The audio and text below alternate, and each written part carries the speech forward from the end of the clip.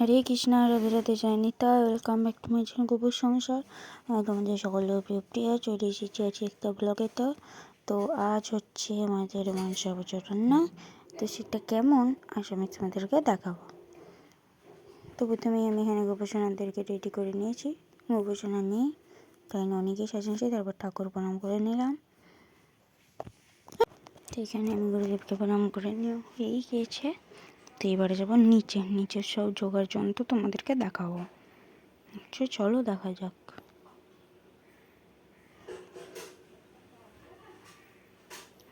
তো চলে এসেছি নিচে।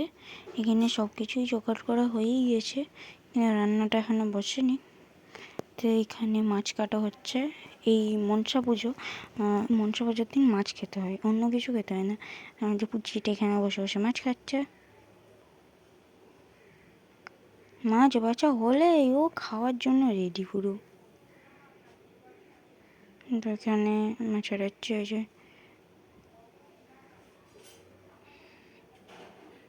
মাছ খাওয়ার জন্য মাছের কিছু দেয়নি বলে ওখানেই বসে বসে দেখছে।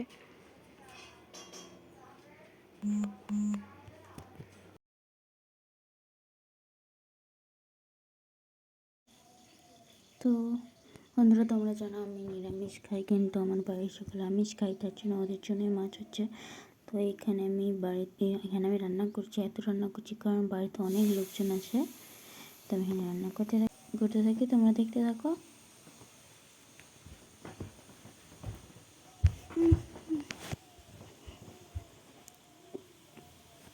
তো ওখানে বেসনের ওরা ছাকা হয়ে গেছে, কড়াতে আলু ভাজাও দিয়ে দিয়েছি বসাতে।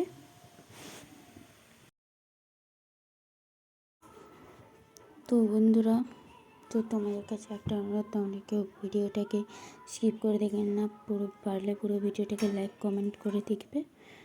তো আমাদের এই ভিডিও যদি তোমাদের ভালো লাগে থাকে তাহলে লাইক কমেন্ট অবশ্যই শেয়ার করে সাবস্ক্রাইব করে পাশে থাকবে। তো এখানে আমি পাঁপড় ভেজে নিচ্ছি।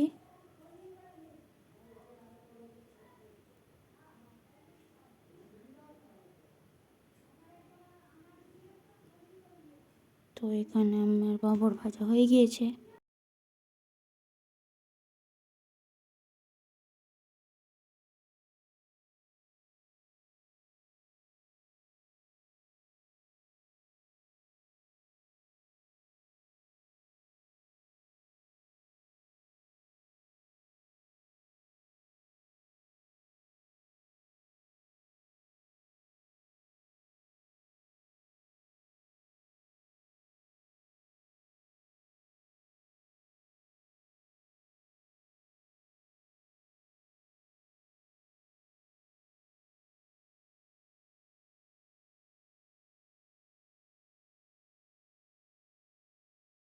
তো তোমরা দেখতে থাকো, আমি এখানে এক এক করে সব কিছু করে নিয়েছি।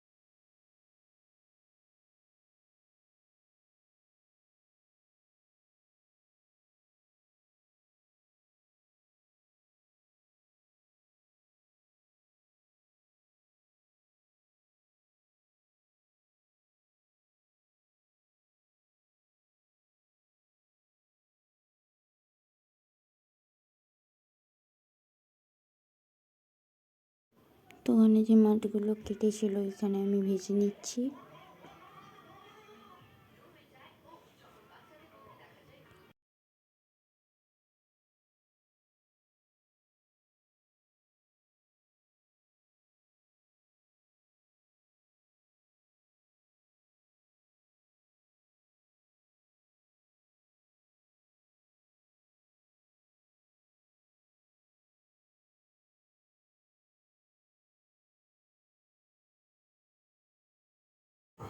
তো এখন এই রান্নাগুলো হচ্ছে এগুলো দুপুরে খাওয়ার জন্য, কিন্তু কাল হচ্ছে মনসা পুজো, কাল হচ্ছে রান্না করতে নেই।